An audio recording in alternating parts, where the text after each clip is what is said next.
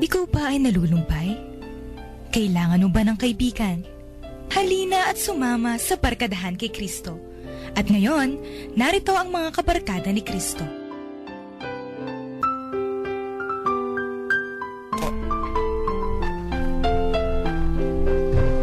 Isang magandang gabi po sa inyong lahat.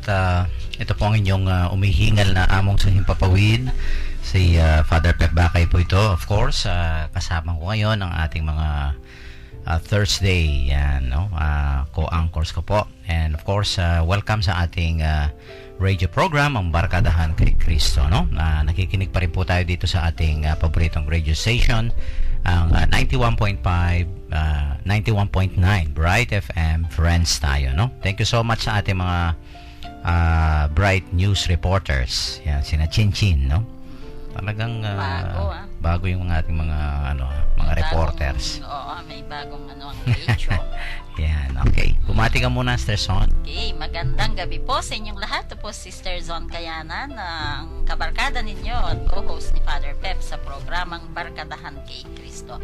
And of course, today is the 28th week in Ordinary Time at may kapiestahan na well-known yung santa ngayon na piyesta niya, Saint Teresa of Avila. Isa siyang virgin and doctor of the church. Yan. And of course, babati sa atin ang permanente ng Thursday co-host. Yan, Okay. Brother Fer. Magandang gabi po sa inyo lahat. Ako po si Brother Fer. Webis na naman at sama-sama na naman tayong magnanilay ng mga salita ng Diyos. Yan. Okay, may nagbe-birthday yata ang pare mo. Oo, dalawa. Today is Sige. 15th. Pendo. Father Boggs or Roland Moraleja. Ang parish Happy priest birthday. ng Saint Alexandria Parish diyan sa Okay. Porac. Cora, happy birthday, amo. Porac, Okay, Pampanga. and another one, birthday din, Father Reynaldo de la Cruz. Siya naman ang Santiago Parish, St. James Parish. Betis.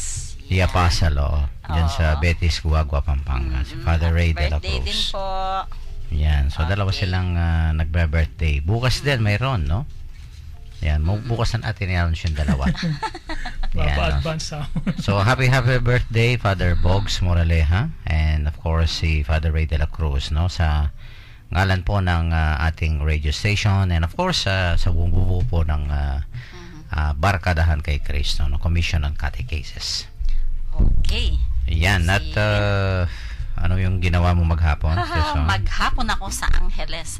Dumating ako dito, time na almost, Okay, nagpunta ako ng Apo Religious Store at Holy Rosary Religious Store. Yun, half day doon sa kabila. And then sa kabila. Parang, ano ba yun, high season na sa inyo? Oo nga, magpapasko na. And of course, pinaghahandaan namin yung piyesta ng Apo. I-promote mo na yung mga ano mo, ha? Very busy sa Angeles. Oo, may mga bago na pong gospel, Bible Diary for Yun, ang magaganda. 2016. Napunta po kayo I-reserva sa mo mga ako, religious stores. Pangregalo po ninyo sa Pasko. Yan. Yan, may gospel for 365 days, everyday gospel, may kasamang reflection. Ayan, kaysa kung ano-ano pong shopping ninyong pangregalo, yun na lang po, napakaganda. Makatulong pa. Ayan.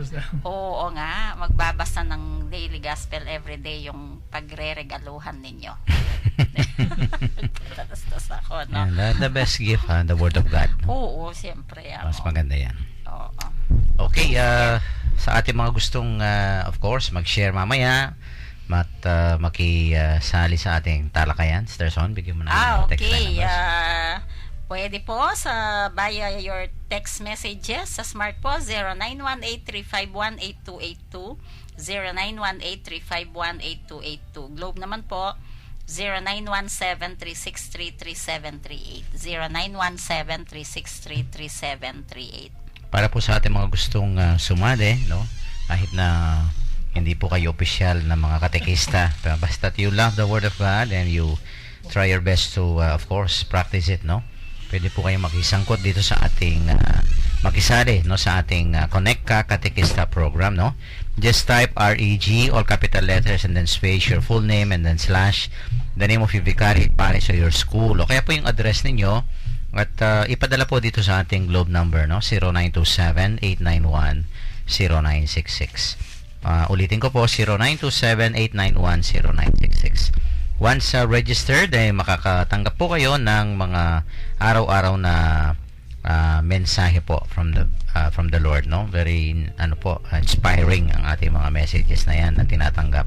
And of course, kung may mga gusto po kayong ipagdasal, kahilingan, intentions, pasasalamat, pwede nyo pong i-text sa number na yan at isasali po natin sa ating daily masses dyan sa Arzobispado de Pampanga Chapel.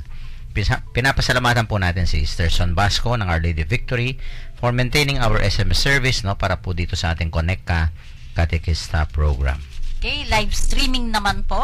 Kung gusto nyong manood sa internet, makikita po ninyo dyan sa www.ustream.tv. Then, search po ninyo yung Bright FM 91.9. At kung gusto nyo naman pong mapakinggan ng mga nakaraang episodes, nasa Facebook naman po. Barkadahan kay Cristo, Pampanga. Yan. Thank you kay Longlong Pascual for maintaining our Facebook accounts. Okay, babasahin po sa atin ni Brother Fer ang ating ebanghelyo sa gabing ito. Mula po sa aklat ni San Lucas, chapter 11, verses 47 to 54. The Lord said, "Woe to you who build the memorials of the prophets, whom your fathers killed. Consequently, you bear witness and give consent to the deeds of your ancestors, for they killed them and you do the building. Therefore the wisdom of God said, I will send to them prophets and apostles, some of them they will kill and persecute. In order that this generation might be charged with the blood of all the prophets shed since the foundation of the world, from the blood of Abel to the blood of Zechariah, who died between the altar of the temple building. Yes, I tell you, this generation will be charged with their blood. Woe to you, scholars of the law! You have taken away the key of knowledge.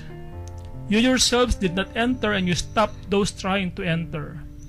When Jesus left, the scribes and Pharisees began to act with hostility toward him and to interrogate him about many things, for they were plotting to catch him at something he might say. The word of the Lord. Praise to you, Lord Jesus Christ.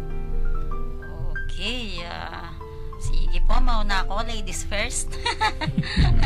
Kaya, yung gospel po natin ngayon, galing kay San Lucas, karugtong po ng kahapon, no, na napakaganda ng discussion kahapon, at, ay, mamati na ba si Yapseto? Hindi pa. Ay, sorry po. Okay.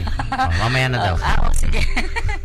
Kasi po naalala ko kagabi kasama natin si Aposeto din sa pag-discuss ng gospel kahapon, at ito po continuation yung ngayon, ano po. Pero gusto ko pong mag-focus ngayong araw na to dun sa verse 52. Yan, yung inalis ninyo ang susi ng karunungan, sabi nung gospel, ano po, the key of knowledge. Ang Panginoong Jesus, He denounces this as a form of injustice, no? Na noong panahon na yun, rampantang ganito, no? Yung ang susi ng karunungan. Nakala mo yung sila lang ang marunong, ganon. Kahit hanggang ngayon po, no? Gusto kong tawagin ito ngayon na monopoly of learning, yan, elitism, domination, yan po, no? Kasi daw ang knowledge kapag ginamit as a form of domination, pwede po nating sabihin injustice ito, no? At pwede rin nating sabihin obstacle sa social brotherhood. Kasi nga, 'di ba, may mga taong akala nila sila lang ang marunong, no? So mababa ang tingin sa kapwa, ganon. Yun nga, monopoly of learning. Napakaganda po kasi yung sinishare natin, yung nalalaman natin. Like, for example, halimbawa po, nag-seminar tayo, no? May mga nagtatrabaho sa simbahan na galing sa national na seminar, and then basa kanila lang yung natutunan nila, no? Ang napakaganda po kasi kung isi-share mo kung ano yung natutunan mo sa mga seminars. So, kasi hindi natin pwedeng sabihin na nasa iyo lang ang monopoly ng learning. Kailangan marunong din yung kapwa natin. Yan po. Yeah. Ako na siguro ang susunod Oo. na. Of course. Oo nga, of course. Hindi, pareho din tayo. No? Ako rin yun ang lakas ng dating sa akin. Kasi I think ako rin, minsan guilty ako dito. No? Yung, alam mo kung ano yung totoo, pero because minsan ayaw mong pasukan yun dahil may mga dahilan. And then you even go to the point na pati yung imamali mo yung interpretation para sa iba para hindi rin nila maintindihan, may mga gano'n yan. And I think this masyadong sa kasulukuyan napaka kitang-kita itong mga ganito, no, marami sa ating society ang mga ganito mga pangyayari sa ngayon. Yan ang ganda. Sana paalala sa atin itong mga salita ni Jesus. Yan, thank you. Talagang Yan. malaking paalala sa atin yan, Brother Fer. Okay po. Yung ating, of course, Archbishop Emeritus. Nahuli. Ito Bumati muna po kayo. barkadahan kay Kristo na bara. Okay. Atong barkadahan kay Kristo.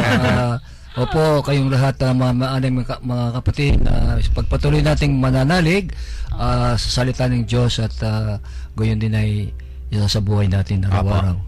At itong ating talakayan, hindi dinedenounce o kukonondem ni Jesus ang batas, no? O kaya yung mga abogado.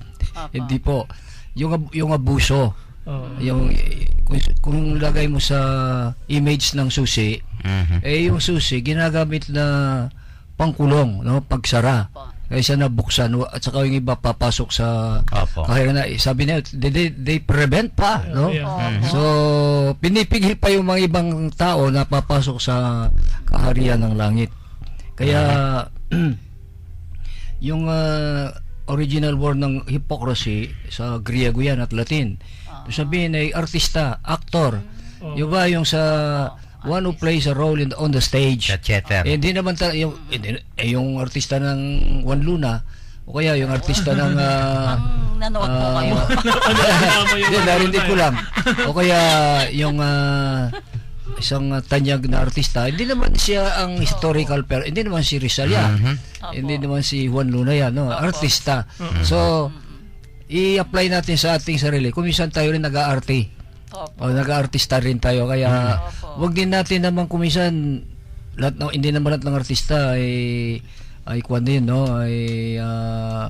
Mayroon ding mabubuting artista. Pwede tayo masamang artista kasi walang nakakakita sa ating depekto nasa loob. Kaya yung tawag nila hypocrisy ay para mong yung dramatis personae o yung pinanuuran mo yung mga artista doon ay magaling sa pakikimimik, no? What is that? Imitate, no? Opo. Ng pagsasalita ng tunay na buhay na sinasabuhay nila o representa nila sa isang sine o kaya sa stage flow, stage play, ano? Opo, kaya tayo po lahat kailangan eksaminan natin ang ating konsensya dito. Mahilig din tayong mangarte para tayo purihin ng Panginoon, ng ibang tao at titingnan nila na ito yung magaling na tao ito, no? Pangalawa din na pagka yung tao ay sumisikat, no, wag natin siyang ibaba. Wag nating hindi ka mukha ng atakit pababa. Yung talangka mentality, Crab, no? Yung crab mentality. Tingnan niyo yung mga talangka sa banyera. Pagka umukit lang isa, nako, hihilahin ng iba sa ilalim para mahulog din. Hindi po katanggap-tanggap yan sa isang Kristiyano. At ito nga kadugtong kahapon ito, no, yung pinag-uusapan natin. Yung nga parang kawawa kayo, sabi nga ng Panginoon, no? Yung ito nga yung mga taong ito, of course they were actually designated as parang mga official interpreters of the law, no, in the teachings of the prophets, and yet look at what they're doing, yung bang parang medyo malayo sa spirito ng kanilang tinuturo, no? And at the same time, ito nga, kung minsan nagiging hadlang pa sila, no? Ng pagpasok nga, Pero no? ito, Parang ganyan. wala namang political. Opo. Pagunita rin sa ating mga judges, Supreme Court, Opo. na sana ang aplikasyon ng batas ay parehas. Opo. Na hindi personalan, ano po, kundi talagang inihingi ng katarungan, no? Hindi dahil Mayaman. ito ay kaibigan mo o mayaman o ito ay makapangyarihan o maraming impluwensya. Yun po ang kailangan ng sa pag-uusga, legal or sa moral, it should always look at the dignity Opo. and the rights of the human person. Opo, dapat kagalangan. Tsaka yung tunay na talagang katarungan ang ating i-promote, ang ating itulak. Ako naman yung nasabi nga ni Apseto, no? I agree with that. Yung ako nare-realize ko, napakalaki pala ng responsibilidad, no? Nung mga limbawa tayo pinagkatiwala ng Panginoon yung salita niya sa atin. We interpret it also, no? Yung mga sa alam natin. Kaya lang yun nga, no, yung bang sa ating ginagawang interpretasyon, sa ating pag-explika, sa ating pagninilay, ito nga, baka nahihirapan ba yung nakikinig sa atin, o kaya yung yung tinuturuan natin, no? You know, kung minsan, no, ako na-experience ko sa seminary ito, may mga teachers na kung minsan yung subject nila, yung tinuturo nila, Hindi mga tao. opo, Ituro mo yung children, Opo. hindi yung libro. opo, oo. At saka at the same time, kung minsan yung yung paraan nila ng pagtuturo, kung minsan mahirap. Oo. Pero pagka may mga teachers naman na it will make things easy for the student to understand. Di ba? Yun ang talagang teacher. Oh, yun po ang Teaching the teacher, no? student. I remember ang ating former archbishop si Apong Oscar, no? Ganyan sabi na babasahin sa libro pagkatapos sasara yung libro, no? Kami alam na lahat namin ito sabi niya, ganito lang ang sinasabi ng libro ngayon, yung author na yan, no? Tapos isusulat niya sa blackboard, napaka-easy pa lang intindihin, kasi nga nandun sa teacher yung sa pool niya yung ibig sabihin. Kasi kung minsan totoo naman sa books, no, yung very flowery yung words, kung minsan very technical, no, lalo na sa canon law, yung mga ganyan, di ba? Pero pagka in-interpret niya sa amin, ganito lang ang sinasabi ng author na yan, sabi niya. Dali lang pala. Pagkatapos ganyan pa lang pala, no?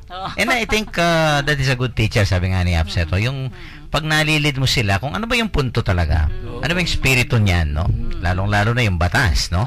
Pag in-explain sa amin nung yun nga si Apong Oscar, no, yung canon law, oo. Alam na naman namin yung talagang pinakabuod nitong and don't get entangled with a lot of explanations, di ba?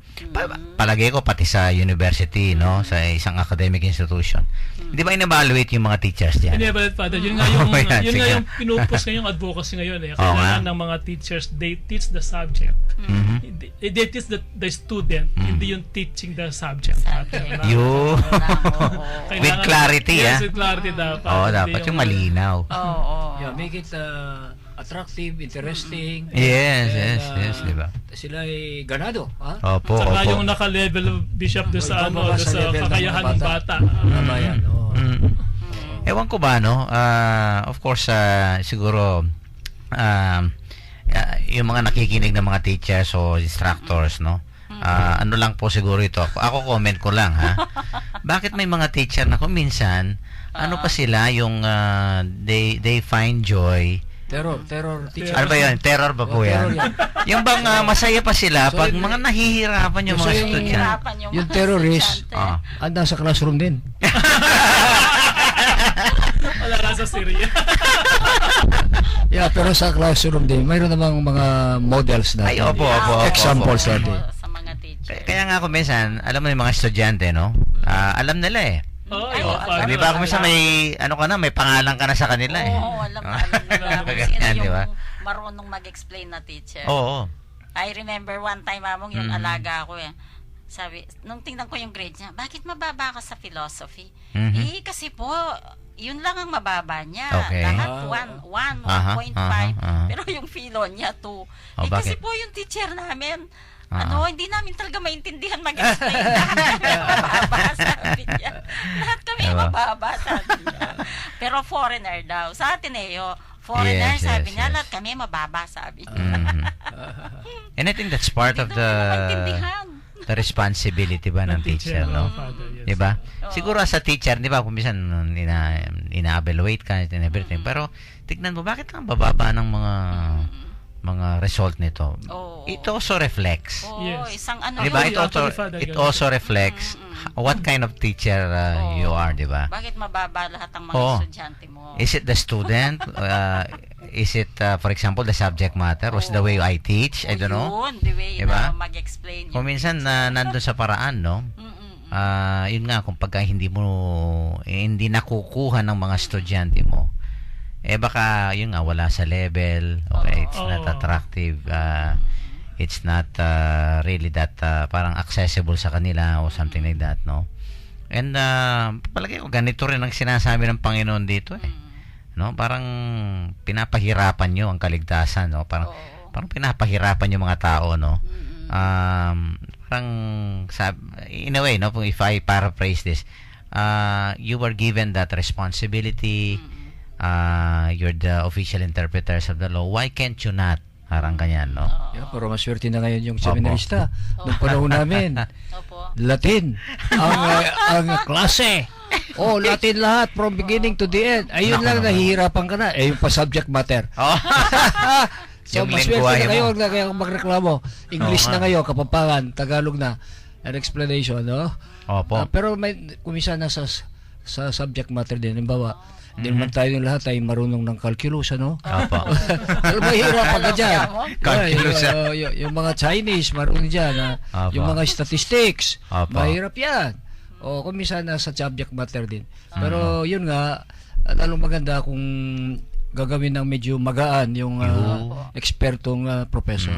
Sabi po ninyo yung calculus, naalala ko po si Among nung nag-entrance test sa UP. Ay, oo. Sabi mo, nahirapan ako sa Ay, oo, yung mga ganyan na ganyan, no? Sabi ko, mahina ako sa numbers talaga. Naalala Buti ko naawa sila. Although meron ding mga teachers na marunong talaga magpa-simple ng Subject matter.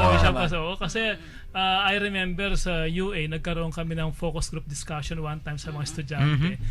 Magkakahiwalay ito ang mga estudyante sa mga alumni. Hindi sila sabay-sabay. Pero nung tinatanong namin yung favorite subject nila, lahat sila pare-pareho. Bakit nila favorite yon? Kasi yung teacher daw magaling magturo. Bakit nila sabi magaling magturo? Kasi naipapaliwanag po niya sa amin yung subject matter. Malinaw, klaro. Meron pa nga nagsabi na ako po wala akong hilig sa math kasi yung ako po wala akong hilig sa math and I hate math. Sabi niya nasa elementary ako pero nasa high school na ako. Nagustuhan ko po ang mathematics. Sabi niya, now I'm taking engineering. Wow. dahil na rin sa teacher. Hindi pa lang contribution, no? Talagang, panawagan po yan. Sa yan, teachers. That's right, no? Kaya nga, palagay ko, very timely itong sinasabi ng Panginoon, no? Sa atin, pinagkatiwalaan niya na ipahayag ang mabuting balita. No, sana siguro i-consider natin itong pinag-uusapan natin, no? Yeah, When siguro, we guide. we go to the yung break. Opo. Konektado immediately. Opo. Sabi ng Panginoon when he was the feet of the apostles. Sabi, Opo. ako ay tinatawag niya ako ng teacher and Lord. Teacher, ha? Opo. Pero ang sinasabi ko sa iyo, do what I have done to you. Yun. So, ang ganda. lumampas sa intellectual level, lumampas sa grado, sa akademiko, lumampas sa subject matter. Ay ngayon ay you have to imitate me. Yan yung naranasan nila. Yun ang tunay na teacher. Nasaksihan nila. So a teacher again, back to the vocation of the teacher. Yeah, naman. He should not only be a educator, but he has to be a formator.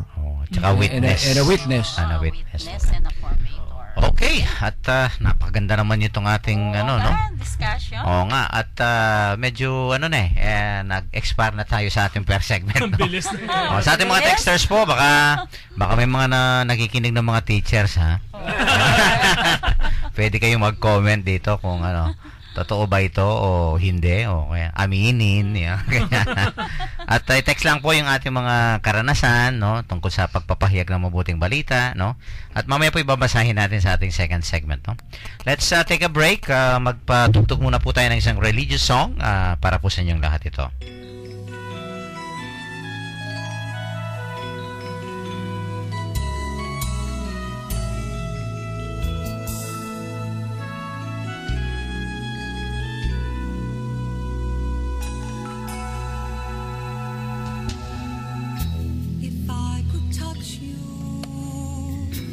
I'd heal your broken palms if I could hold you in my arms.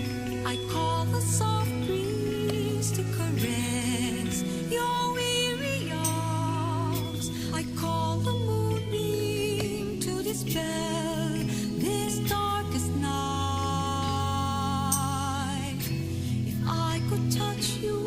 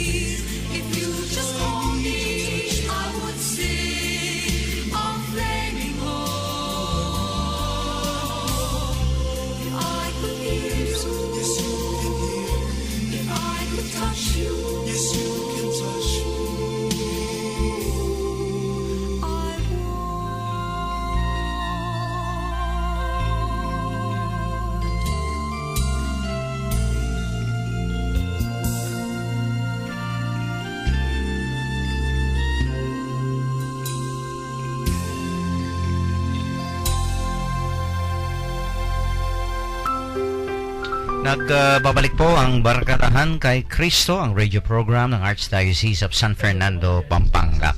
Yan, itong isang natin, yan, marami ng mga texters, and of course, Kanina po sa ating first segment, no, tinatalakay nga natin itong napakalaking hamon at responsibilidad na kuminsan pinagkatiwala sa atin ng Panginoon, no?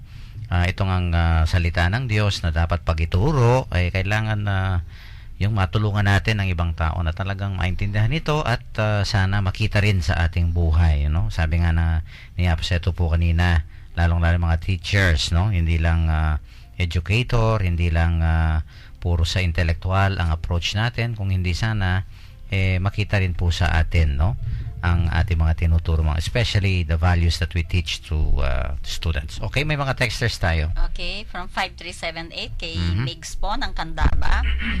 Kami pong katekista bilang meto nga talaturo kareng anak maragul po ing pakibatan mi kareng anak at tuturo mi. Syempre, Maragul la sakripisyo pero potang aturo minala ketang dapat dang abalo kami mismo masaya at fulfilling ing panamdaman mi kasi po balo mi king sarili aturo mila ding anak king dapat dang abalo ita maragul ng tula king puso mi kaming talaturo kareng anak. Salamat po Migs po ini.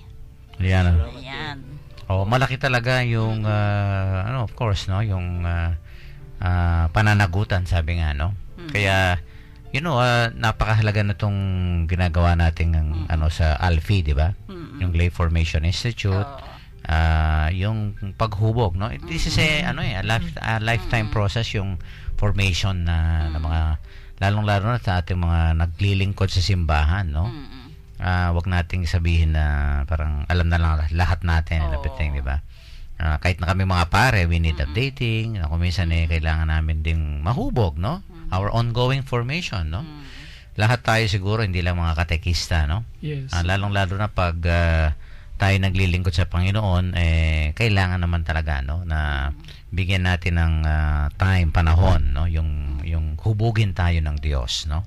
Pero maraming mga bukasyon ang nabubuo dahil sa mga katekista. Yan. Yes. Mga inspirasyon ng mga pari, mga katekista. Kaya napalaki ng challenge sa mga katekista sa na mabuhay ng It's maayos. planting the seed, Yes, kung minsan, di ba? Okay, thank you, Meg, sa mga... Okay, from 1613. Opo, Among Pep, agree po ako sa paliwanag ninyo. Effective teaching does not involve super intelligence. It's more of common sense. Yan. But what is wrong?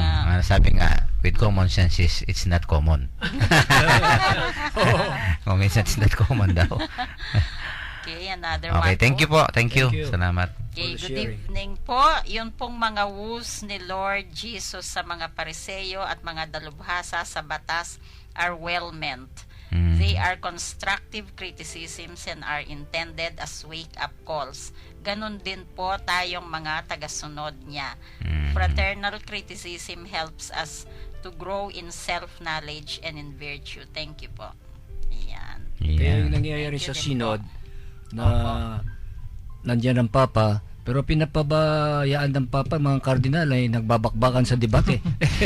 Kasi yun ay isang paraan para hihinog yung doktrina, para hihinog yung yung fraternal correction na yan, yung karakter na ng isang nagkakamali ay lalong nagiging hinog. So do not despise constructive criticism. Yes.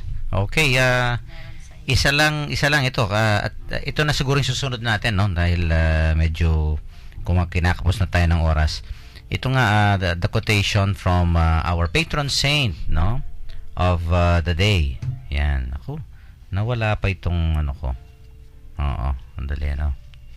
Okay, ito. Sabi niya, the smallest thing when done for the love of God is priceless. Yan, Santa Teresa of Avila. Opo. Okay. Yan, feast day niya At ngayon. Say contemplative. yes, siguro himay natin ang buhay. Ito talaga, Sister Son, naku, talagang ito, formator, witness, no? Hindi mo matatawaran ng naging contribution po niya, hindi po ba, sa kasaysayan ng simbahan. Si Santa Teresa de Sige po. Avila may pagka-Hudyo.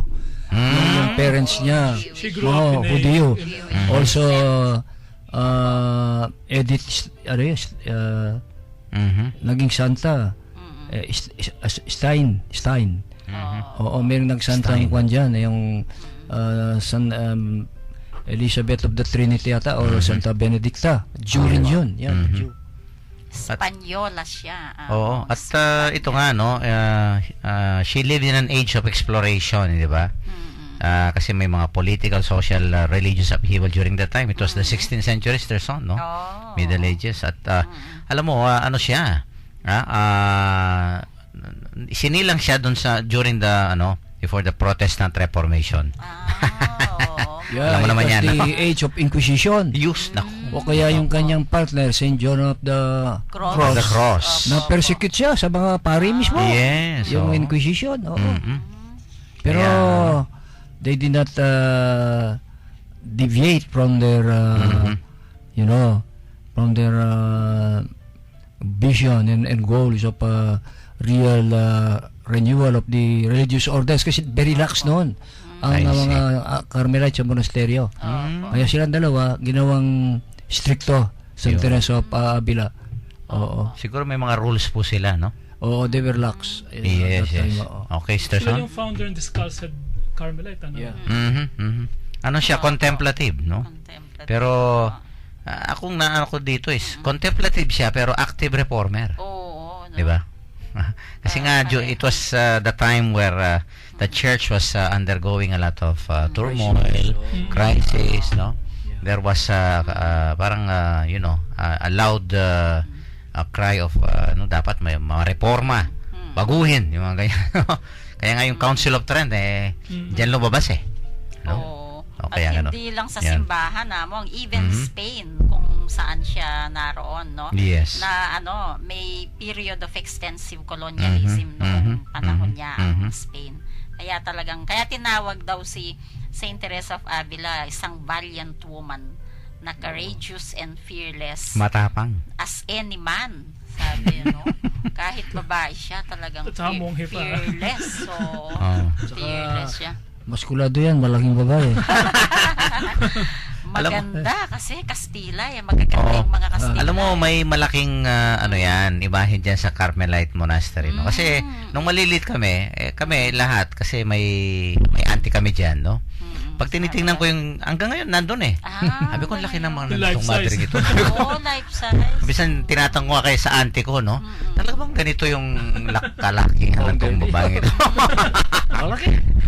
Kaya nga po, no? And I think, yun nga, no? She struggled on courageously and faithfully, no? In her efforts, of course, ito nga, no? Yung, kasi talagang ang simbahan noon, maraming mga bumabatikos, no? And I think, ang isang contribution niya si Sir Son, yun nga, yung mga writings niya. Di ba? Baka pwede ma-mention ni Apo Seto yung mga writings na importante. Tatlo yata. Yung mga interior, writings siyempre, niya. number 1 yan, di ba? Yung interior castles. Opo. Interior castle. Yung the way of the way of perfection. Perfection. Saka naging klasiko yung kanyang mga statements, kayo nothing should disturb you, Opo. nothing should frighten you. All things are only passing. God, all things are passing away. Opo. Only God Suffices. Oo, parang- Solo Dios basta. Nada te turbe, nada te espante. Oo. Natanda. Solo Dios basta. God never changes. Yan. Tapos God- patience Ni Among, obtains all things. And whoever has God lacks nothing. Sabi niya. God alone suffices, no? Napaka ito yung mga words na to, no, sa Treson, siguro they were really born out of deep prayer and discernment, no? Kaya yung interior castle, no, yung I think nung mga seminarista kami, tinuro din ng alam mo pagka seminarista ka, tinuturo sa inyo yung mga different spiritualities, yung mga ganyan. May mga Jesuit. Ascetical theology yan Opo. Ascetical. Tapos yung nga sa Carmelite yung spirituality nila, no? I remember sa spiritual direction ko minsan ginagamit 'yan. Mga guide ng mga spiritual directors namin. Yung interior castle parang yung soul ba 'yan? Yung kaluluwa mo, di ba? And it's Yeah, like you interior, interior eh. Importante talaga yung inner life eh Oo. ng isang tao, di ba? Mm. At I think tayo active sa mundo, di ba? Pero we desire, we long for that contemplative aspect of our life, di ba? Yes. Oo. Di ba? Ikaw, brother Per, nakupaghapon ka dyan sa eskwelahan, ang ingay-ingay dyan, di ba? Oo. But do you hunger for silence? Yes, Father. At ganyan, yung at the end of the day, Okay. yung ang tawag doon ng lay ay downtime, no. Pero actually yung Downtime? downtime, Ba? may downtime. Kala ko na- downtown. yung downtime namin yun yung parang mananahimik ka muna na parang hinahanap mo yun at the end of a very tiring day, ganun. Even nung nasa corporate world pa ako, ganun eh. Downtime muna tayo. Ang ganun. Kaya yung salitang contemplation, ang galing sa Latin word templum. Yun. Contemplum. Saka yung kasing mga pagans, they want to encounter God and they try to read the will of God from the innards of the chicken, and then they itataas yung bituka ng manok doon sa araw at basahin doon yung oracle, and they call that templum. That's where the word templum, contemplation, Ang dami na reading natutunan. the message of the gods, yun at kaya ikukulong ng mga missionaries ng mga pagano bang sila ay binabasa nila yung kalooban ng Diyos sa bituan ng manok. Against the light. Yun ang yun ang what do you call that chronological root, yung radical word ng contemplatio. It came from the word templum. It means temple, and Paul calls us that you are the temple of the Holy Spirit. If you destroy this, your bodies are temples of the Holy Spirit. You destroy this temple, God will destroy you. So that is 1 Corinthians 3:16. Opo, 3:16. Kaya maraming yung mga monasteryo, monasticism, Sister Son. Isang contribution yan, no? Nito yung mga the likes of Santa Teresa, no? Kasi nga talagang of course, pagkagulo, maraming mga, di ba, kontrobersya. You could just imagine, no? Parang ang simbahan noon during that time, no? Parang gutay-gutay, no? Tapos may mga taong ganito, no, holy men and women who again, no, yung spark, no, a new life in the church, 'di ba? Parang ganoon, no? Ngayon tinan natin yung mga monasteryo, mga places where people they do pilgrimage, no? Yung nga yung katahimikan, sabi nga ni Brother Fer, no? It's the yung inner life mo, yung interior life mo. Talagang it's hungering for that eh. Nasa lahat ng tao ata yan. No? Pangalawa rin, yung mga monasteryo, sila nagko-conserve sa istorya. Sila ay kinokopya rin ba yung Biblia, no? Sa papyrus, wala pang printing press doon, wala pang papel. At saka yung kuwan ng pabo, anong tawag niya? Yung pakpak ng pabo. And then they're using plant ink from the plants. That is how they preserve the history of the church.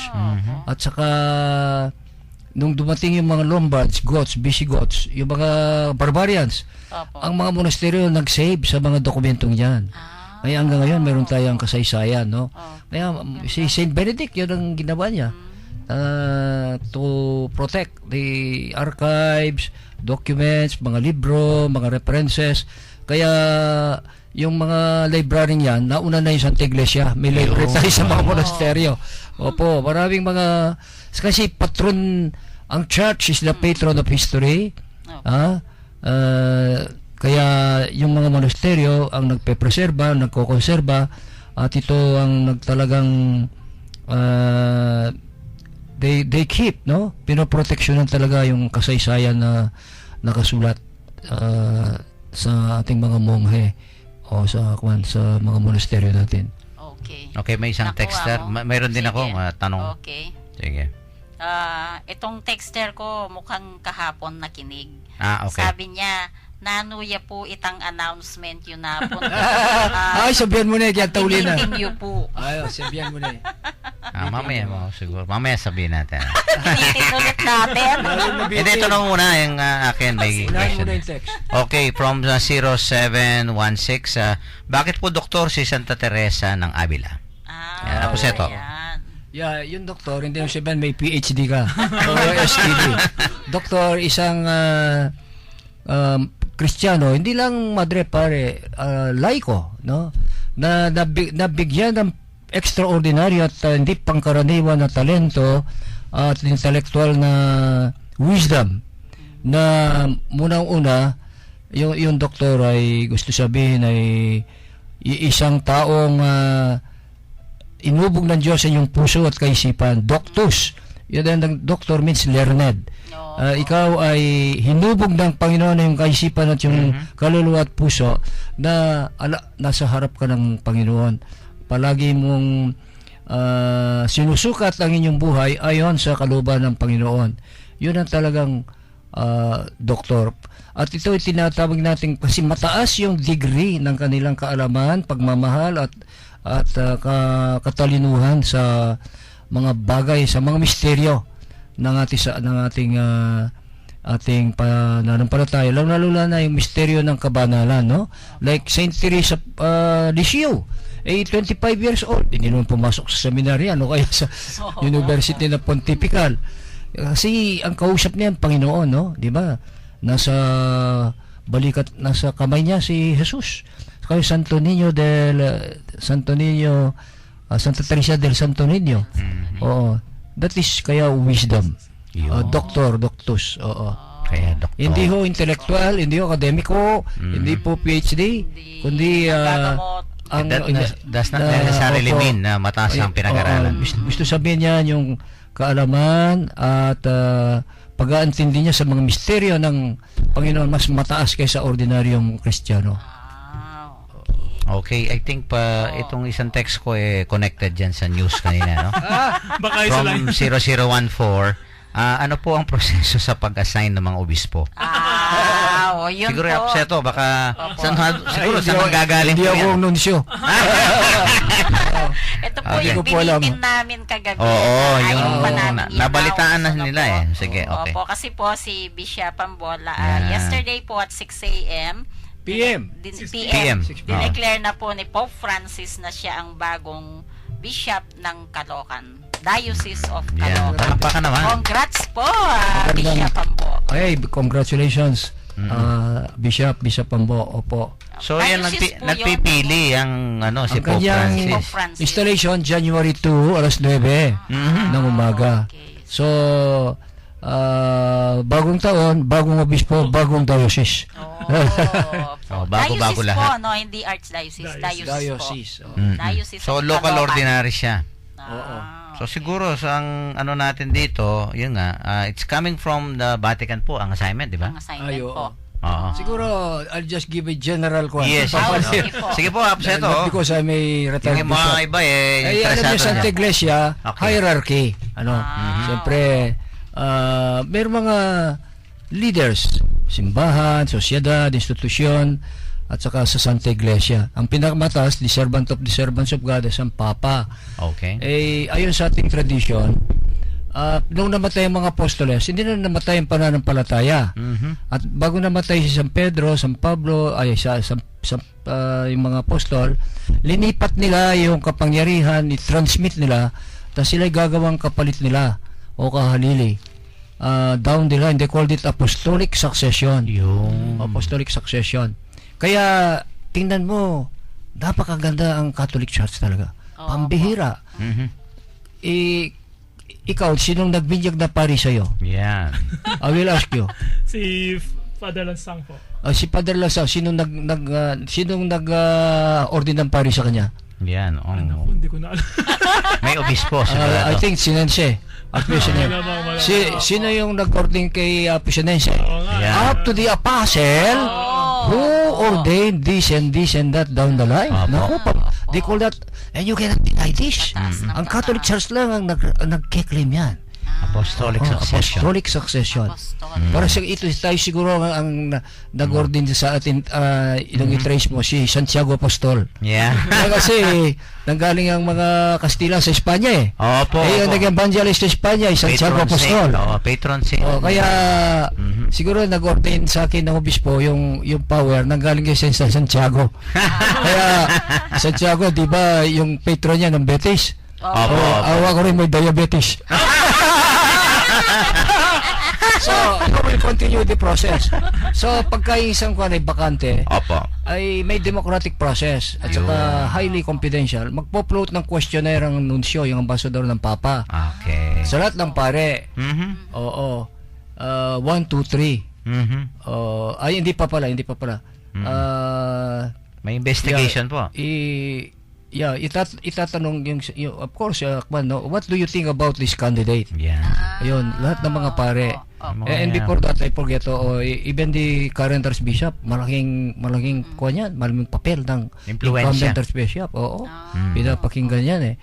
So, they give the Archbishop 3 Yun. rank. Now, of course, it's you rank this. Oo, ganito. Oo. Meron pang kuha niyan eh. I don't know how true, no? Si Cardinal Cardinal Sin. Opo. Pinadala daw yung 3. I don't know how true is that, no? Eh, number 3 lang si Sin. Oo. Talaga. So sabi daw ng Papa, I want number 3 to be number 1. Naku, Cardinal Sin, baka magagalit ka sa akin, ha? Tingnan nyo, that is hierarchy. Hierarchy comes from the word sacred, Ladder, parang sacred, may mga degree. sacred levels kung ano sa levels, English, hindi ko ganun po. alam na. Oo. Yeah. Kaya maselan po ang pagka-obispo. Oo, pagka hindi ka pumasa sa mga pare, majority or something, ay hindi ko na alam yung pasikot-sikot na yan. That's usually the general ko, ano. Yeah. Kaya, So, dumaan po talaga ng Proseso. proseso. Oo, yun. Kaya, it takes Akala ng time. iba baka... sometimes niya. one year. 1 year po ka. 1 year. Oo. Pati po mga lay yata may mga sinusulatan din, ano? Yung mga Lay leaders na... lay leaders na reliable, dependable, at Yes. saka hindi nagchichismis. Mayroon kasi pontifical secret yan. Yes. You cannot divulge Subsekreto. subsekreto pontificio. Opo. At walang makakaalam nun. Oo, kaya maski na kandidato si Apong Pep. Walang makakaalam. Oo. Kaya nga, so at least po, narinig ninyo kung paano. Hindi ho parang palabunutan yan, no? hindi pwede yan. O kaya yung personal... Pero si Juan para bunutan si San Matias. personal ways po ng particular na obispo, hindi rin, di ba? So marami pong dinaanan na proseso yan. Yeah, papandik yan, different stages. Yeah. Kahuli-huli yan ng Papa. Opo. Meron pang Congregation for Bishops. Yun. Doon pa rin. Kaya nasalak ka, no? Nasala ka. That's right. Nasala ka. Oo. So siguro kino-consider din yung pastoral situation, needs ng lugar. Marami. Oh. Parang ganyan, no? They will, yes, kaya, what kind of diocese do you think Yes, will be yung mga ganyan, effective? no? Ganyan. Opo, Di ba opo. general? Opo. Is it rural, semi-rural, metropolitan, or what? Oo. Maraming May choices. tanong po ako. Oo. Kino-consider din po ba yung performance niya? Siyempre. Ay, oo. Oo. It's a integral evaluation. Oo. Lahat kino-consider. Lahat. Oo. Lahat Kaya yan. siguro isang beses baka si Monsignor din sa sa Kwentuhang Katoliko sa atin. Ma-explica natin yan, ha? Pa-explica mo kay Monsignor Eugene. Siya nasa diplomatic Korean eh. Yes. Ako, kandang ako eh. Ah. Sa pasulok-sulok lang ako. Okay, let us end our beautiful episode today with, of course, a very popular prayer, no? Na ginawa po at kinompose ni Saint Teresa of Avila. Yeah. Let nothing disturb you. Let nothing frighten you. All things are passing away. God never changes. Patience obtains all things. Whoever has God lacks nothing. God alone suffices. Amen. Amen. Amen. Okay, Happy announcements and Announcements. greetings. Of course, ulitin natin yung ating greetings kay Father Bogs Moraleja and Father Ray de la Cruz. Okay, Yan. happy Ay, birthday Ating po. mga birthday. birthday celebrators ngayon. Yan, happy birthday po Among, no? And may you have more birthdays no, to come. Yan. Okay, paalam na tayo, Sister Son. Medyo Yeah, nag-overtime na tayo ng konti. Okay, Sige. announcement pa rin po. Open pa po yung enrollment sa ALFI, ASF Lay Formation Institute. Mhm. Kanina mong may nag-enroll tiga NSO. Wow. Talaga. Nag-fill up ng application. Kanina dinatnan ko. Very Okay, good. ito po Sister Zon Kayana. Nagpapaalam na po. Maraming salamat po sa inyo. Good night and God bless. Thank you, Sister Son. And of course, Brother Fer. Okay, doon po sa mga taga Justino Sevilla High School, magkita tayo dyan bukas. Nandyan po ako bukas the whole day. At Wow. gusto ko lang magpaalam sa pamamagitan ng isang quote from St. Therese din. Mhm. For prayer is nothing else than being on terms of friendship with God. Ako, From St. napakaganda. Thank you so much, Brother Per. Of course, ulit sa Webes, no? Oo, yes, Wala. Father. Okay. Salamat po sa inyong pakikinig, ating Sige mga po, kapatid Aposeto. sa Presidio, Okay. yung ating mga kapatid sa Palengke, Market Vendors, yung pong Fishball Barbecue Vendors, yung mga jeepney at tricycle drivers, lahat nating mga kapatid na nabubuhay na madangalan at madignidad sa kanilang responsibilidad para masuporta ang kanilang pamilya. At siyempre si Nancy itong nagpapakain sa amin diyan sa kitchen ng DSF building. Maraming salamat po sa inyong lahat at sa inyong pasyensya. Of course, yung ating pong pagbabasbas, Aposeto. Kami dalawa ni Father Pep. Apo. Sumayin niyo ang Panginoon. At sumayin nyo rin. Pagpalain kayo ng mga Panginoon Diyos at ipagkaloob sa iyo lahat ng mga pangangailangan ninyo at sana po ay maging mahalaga at buhay na buhay ang pananampalataya niyo sa ngalan ng Ama Ng at ng Anak at ng Espiritu Santo. Amen. Amen. Tapos na ang ating programa. Huwayo kayong mapayapa at masaya sa salita ng Diyos. Salamat Salamat sa sa Diyos. Diyos. At ito po ang inyong lingkod, si Father Pep Bakay, ang Director po ng Commission on Catechesis ng Archdiocese of San Fernando, Pampanga. Muli pong mabati sa inyo ng magandang gabi. Ingat lang po at maraming salamat po sa inyong pagkikinig.